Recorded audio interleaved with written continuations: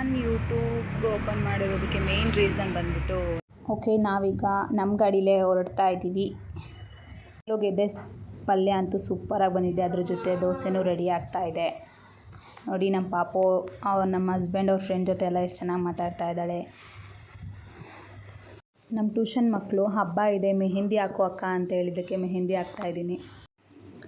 Hi guys, welcome to my YouTube channel. ಇವತ್ತು ನನ್ನ first ವ್ಲಾಗ್ನ ಸ್ಟಾರ್ಟ್ ಮಾಡ್ತಾ ಇದ್ದೀನಿ. ಹೇಗಿರುತ್ತೆ ನೋಡೋಣ ಇವತ್ತು ಡೇ ಫುಲ್ಲು. ನಮ್ಮ ಮಮ್ಮಿ ಇವತ್ತು ಟಿಫನ್ಗೆ ದೋಸೆ ಮತ್ತು ಆಲೂಗೆಡ್ಡೆ ಪಲ್ಯ ಮಾಡ್ತಾ ಇದ್ದಾರೆ. ಸೊ ಆಲೂಗೆಡ್ಡೆ ಪಲ್ಯ ಮಾಡೋದಕ್ಕೆ ಹಸಿಮೆಣಸಿನ್ಕಾಯಿ, ಈರುಳ್ಳಿ, ಕರಿಬೇವಿನ ಸೊಪ್ಪು, ಕಡಲೆಬೇಳೆ ಎಲ್ಲ ತೊಗೊಂಡಿದ್ದಾರೆ. ನೆಕ್ಸ್ಟು ಈ ಕಡೆ ಬೇಯಿಸಿರೋವಂಥ ಆಲೂಗೆಡ್ಡೆನ ತೊಗೊಂಡಿದ್ದಾರೆ. ಈಗ ಈ ಆಲೂಗೆಡ್ಡೆನ ಸ್ಮ್ಯಾಶ್ ಮಾಡ್ಕೋತಾ ಇದ್ದಾರೆ. ಓಕೆ, ಈಗ ಆಲೂಗೆಡ್ಡೆನ ಸ್ಮ್ಯಾಶ್ ಮಾಡಿದ್ದಾಯಿತು. ಈಗ ನೆಕ್ಸ್ಟು ಹೇಗೆ ಮಾಡ್ತಾರೆ ಅಂತ ನೋಡ್ಕೊಳ್ಳೋಣ. ಒಂದು ಚಿಕ್ಕ ಪಾತ್ರೆ ತೊಗೊಂಡಿದ್ದಾರೆ. ಚಿಕ್ಕ ಪಾತ್ರೆಗೆ ಸ್ವಲ್ಪ ಎಣ್ಣೆ ಹಾಕ್ಕೊಂಡಿದ್ದಾರೆ. ಸೊ ಈಗ ನೆಕ್ಸ್ಟು ಆ ಎಣ್ಣೆಗೆ ಸಾಸಿವೆನ ಒಂದು ಚಿಟಿಕೆಯಷ್ಟು ಸಾಸಿವೆನ ಆ್ಯಡ್ ಮಾಡ್ಕೋತಾ ಇದ್ದಾರೆ. ಈಗ ನೆಕ್ಸ್ಟು ಸಾಸಿವೆ ಆದಮೇಲೆ ಕರಿಬೇವಿನ ಸೊಪ್ಪನ್ನ ಕೂಡ ತೊಗೊಂಡು ಹಾಕೋತಾ ಇದ್ದಾರೆ. ಈಗ ನೋಡೋಣ ಹೇಗೆ ಬರುತ್ತೆ ಆಲೂಗೆಡ್ಡೆ ಪಲ್ಯ ಅಂತ ನೋಡೋಣ. ಈಸಿಯಾಗಿ ಮಾಡ್ತಾಯಿದ್ದಾರೆ ಕಡಿಮೆ ಇಂಗ್ರೀಡಿಯೆಂಟ್ಸ್ ತೊಗೊಂಡು. ಓಕೆ, ಈಗ ಕಡಲೆಬೇಳೆನ ಆ್ಯಡ್ ಮಾಡ್ಕೋತಾ ಇದ್ದಾರೆ. ಕಡಲೆಬೇಳೆನ ಆ್ಯಡ್ ಮಾಡಿಕೊಂಡು ಅದ್ರ ಜೊತೆ ಹಸಿಮೆಣಸಿನ್ಕಾಯಿನೂ ಹಾಕ್ಕೊಂಡಿದ್ದಾರೆ. ಸೊ ಈಗ ಲೋ ಫ್ಲೇಮಲ್ಲಿ ಇಟ್ಕೊಂಡು ಈಗ ಅದನ್ನು ಬೇಯಿಸ್ಕೋತಾ ಇದ್ದಾರೆ. ನೆಕ್ಸ್ಟ್ ಈಗ ಹಾಗೆ ಈರುಳ್ಳಿನೂ ಆ್ಯಡ್ ಮಾಡಿಕೊಂಡ್ರು. ನೋಡೋಣ ಹೇಗೆ ಬರುತ್ತೆ ಅಂತ.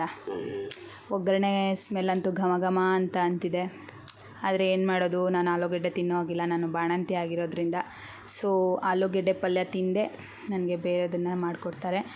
ರುಚಿಗೆ ತಕ್ಕಷ್ಟು ಉಪ್ಪನ್ನ ಆ್ಯಡ್ ಮಾಡಿಕೊಂಡ್ರು. ಹಾಗೆ ಸ್ಮ್ಯಾಶ್ ಮಾಡಿರ್ತಕ್ಕಂಥ ಆಲೂಗೆಡ್ಡೆನ ಹಾಕ್ಕೊಂಡು ಎಲ್ಲ ಈಗ ಮಿಕ್ಸ್ ಮಾಡ್ಕೋತಾ ಇದ್ದಾರೆ. ನೋಡೋದಕ್ಕೆ ತುಂಬ ಕಲರ್ಫುಲ್ಲಾಗಿ ಚೆನ್ನಾಗಿ ಕಾಣಿಸ್ತಾ ಇದೆ ಆಲೂಗೆಡ್ಡೆ ಪಲ್ಯ. ಇಷ್ಟೇ ಅನಿಸುತ್ತೆ. ಲಾಸ್ಟಿಗೆ ಕೊತ್ತಂಬರಿ ಸೊಪ್ಪು ಆ್ಯಡ್ ಮಾಡಿಕೊಂಡ್ರೆ ಮುಗೀತು ಅನಿಸುತ್ತೆ. ಎಸ್, ಫೈನಲಿ ಆಲೂಗೆಡ್ಡೆ ಪಲ್ಯ ರೆಡಿ ಆಯಿತು. ಆಲೂಗೆಡ್ಡೆ ಪಲ್ಯ ಅಂತೂ ಸೂಪರಾಗಿ ಬಂದಿದೆ. ಎಸ್, ಅಫ್ಕೋರ್ಸ್ ನಮ್ಮ ಮಮ್ಮಿ ಯಾವಾಗ ಮಾಡಿದ್ರು ಆಲೂಗೆಡ್ಡೆ ಪಲ್ಯ ನನ್ನ ಫೇವ್ರೆಟ್ ಕೂಡ. ತುಂಬ ಚೆನ್ನಾಗಿ ಮಾಡಿರ್ತಾರೆ. ಓಕೆ, ಈಗ ದೋಸೆ ಮಾಡ್ತಾರೆ. ದೋಸೆ ಮಾಡೋದನ್ನು ಹಾಗೆ ತೋರಿಸ್ಬಿಡ್ತೀನಿ. ಅವ್ರು ಹಿಟ್ಟು ಹೇಗೆ ರೆಡಿ ಮಾಡಿಕೊಂಡ್ರು ಅಂತ ನಾನು ಕ್ಯಾಪ್ಚರ್ ಮಾಡಿರಲಿಲ್ಲ. ಆವಾಗ ವೀಡಿಯೋ ಮಾಡ್ತೀನಿ ಅನ್ನೋ ಒಂದು ಐಡಿಯಾ ಇರಲಿಲ್ಲ ನನಗೆ. ಸೊ ನಾನು ಏನೂ ರೆಕಾರ್ಡಿಂಗ್ ಮಾಡ್ಕೊಂಡಿಲ್ಲ. ಸೊ ಈಗ ನಮ್ಮ ಮಮ್ಮಿ ನೋಡಿ ದೋಸೆ ಹಾಕ್ತಾಯಿದ್ದಾರೆ. ಸೂಪರಾಗಿ ಬರ್ತಿದೆ ದೋಸೆ. ರೆಡಿ ಆಯಿತು ದೋಸೆ ಕೂಡ. ಈಗ ಪಲ್ಯ ಮತ್ತು ದೋಸೆ ಹಾಕ್ಕೊಂಡು ಬ್ಯಾಟಿಂಗ್ ಮಾಡೋದೆ. ಬಟ್ ನಾನು ಪಲ್ಯ ತಿನ್ನೋಲ್ಲ, ಆಲ್ರೆಡಿ ಹೇಳಿದ್ದೀನಿ. ನನಗೆ ಮೇ ಬಿ ಕೊಬ್ಬರಿ ಚಟ್ನಿ ಏನಾದರೂ ರೆಡಿ ಮಾಡಿಕೊಡ್ತಾರೆ ಅನಿಸುತ್ತೆ ನಮ್ಮ ಮಮ್ಮಿ. ನೋಡಿ ದೋಸೆ ಎಷ್ಟು ಚೆನ್ನಾಗಿ ಕಾಣಿಸ್ತಾ ಇದೆ. ಈಗ ಮೇಲೆ ಸ್ವಲ್ಪ ಆಯಿಲ್ನ ಆ್ಯಡ್ ಮಾಡ್ಕೋತಾ ಇದ್ದಾರೆ. Yes, masala dosa, homemade masala dosa. ಹೋಟೆಲಲ್ಲಿ ಯಾವ ಥರ ಟೇಸ್ಟ್ ಇರುತ್ತೋ ಆಲ್ಮೋಸ್ಟ್ ನಮ್ಮ ಮಮ್ಮಿ ಮಾಡೋ ದೋಸೆ ಅದೇ ಟೇಸ್ಟ್ ಇರುತ್ತೆ. ಸೊ ಅದಕ್ಕೆ ನಾವು ಆಲ್ಮೋಸ್ಟ್ ಹೋಟೆಲಲ್ಲಿ ದೋಸೆ ತಿನ್ನೋದನ್ನ ಅವಾಯ್ಡ್ ಮಾಡ್ತೀವಿ. ಆಮೇಲೆ ಈ ಬೇಕಿಂಗ್ ಸೋಡಾ ಯೂಸ್ ಮಾಡಲ್ಲ ನಮ್ಮ ಮಮ್ಮಿ ದೋಸೆಗೆ.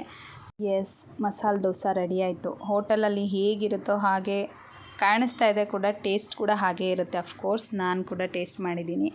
ನಮ್ಮ ಮಮ್ಮಿ ಮಾಡೋ ಮಸಾಲೆ ದೋಸೆ ಅಂದರೆ ನನಗೆ ಯಾವಾಗಲೂ ಫೇವ್ರೆಟ್. ಎಸ್, ನೆಕ್ಸ್ಟ್ ನಾವು ಆಧಾರ್ ಕಾರ್ಡ್ ಫೋಟೋ ತೆಗ್ಸೋದಕ್ಕೆ ಅಂತ ಹೋಗ್ತಾ ಇದ್ದೀವಿ. ಹೊರ್ಗಡೆ ಫುಲ್ಲು ಚಳಿ ಇದೆ, ಗಾಳಿ ಇದೆ, ಮೋಡ ಎಲ್ಲ ಮುಚ್ಚಿಕೊಂಡಿರೋ ಥರ ಇರೋದ್ರಿಂದ ನಾನು ಫುಲ್ ಕವರ್ ಆಗಿಬಿಟ್ಟು ರೆಡಿ ಆಗಿದ್ದೀನಿ. ನಾವೀಗ ಟೌನಲ್ಲೇ ಆಗಿರೋದ್ರಿಂದ ಇಲ್ಲೇ ಹತ್ರ ಬೈಕಲ್ಲೇ ಹೋಗ್ತಾ ಇದ್ದೀವಿ.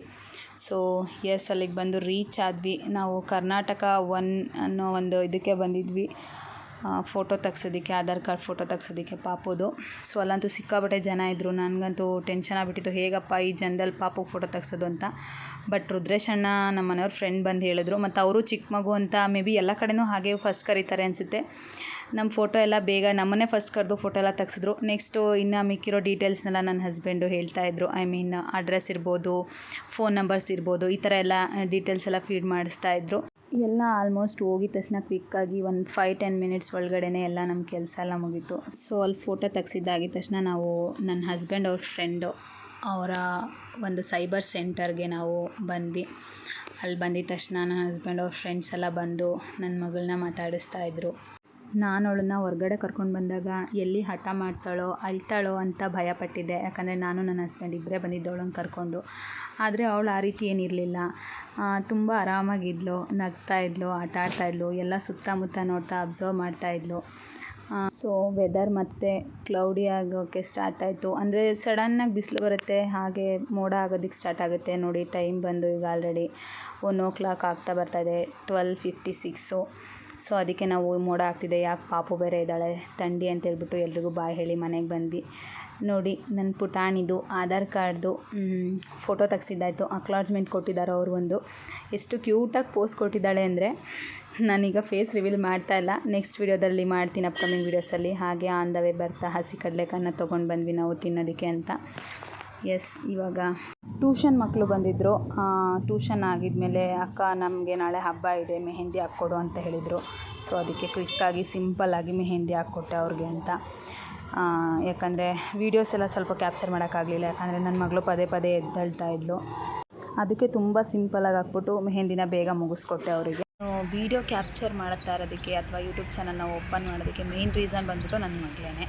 ಹೇಗಿದ್ದರೂ ವೀಡಿಯೋಸ್ ಮಾಡ್ತೀನಿ. ಈಗ ಏನಾದರೂ ಅವಳನ್ನ ಹೊರಗಡೆ ಕರ್ಕೊಂಡೋದ್ರೆ ಅಥವಾ ಏನಾದರೂ ಒಂದು ಫೋಟೋಶೂಟು, ಒಂದು ಆಧಾರ್ ಕಾರ್ಡು ತೆಗ್ಸೋದಕ್ಕೆ ಇರ್ಬೋದು, ಪ್ರತಿಯೊಂದು ಈ ಥರ ಎಲ್ಲ ಏನಾದರೂ ಹೊರಗಡೆ ಹೋದ್ರೇ ಅವಳದ್ದು ವೀಡಿಯೋಸ್ ಮಾಡ್ತಾ ಇರ್ತೀನಿ. ಸುಮ್ಮನೆ ಹಾಗೆ ಮೊಬೈಲಲ್ಲಿ ಸ್ಟೋರ್ ಮಾಡಿ ಇಟ್ಕೊಳ್ಳೋದಕ್ಕಿಂತ. ಸೊ ಅದಕ್ಕೆ ಅಪ್ಲೋಡ್ ಮಾಡ್ತಾ ಇದ್ದೀನಿ. ಓಕೆ ಗಾಯ್ಸ್, ಇದು ಇವತ್ತಿನ ವೀಡಿಯೋ ಆಗಿರುತ್ತೆ. ಈ ವಿಡಿಯೋನ ಇಲ್ಲಿಗೆ ಎಂಡ್ ಮಾಡ್ತೀನಿ. ಮತ್ತು ನೆಕ್ಸ್ಟ್ ವೀಡಿಯೋದಲ್ಲಿ ಸಿಗೋಣ ಅಂತ ಹೇಳ್ತಾ ಎಲ್ರಿಗೂ ಥ್ಯಾಂಕ್ಸ್ ಫಾರ್ ವಾಚಿಂಗ್.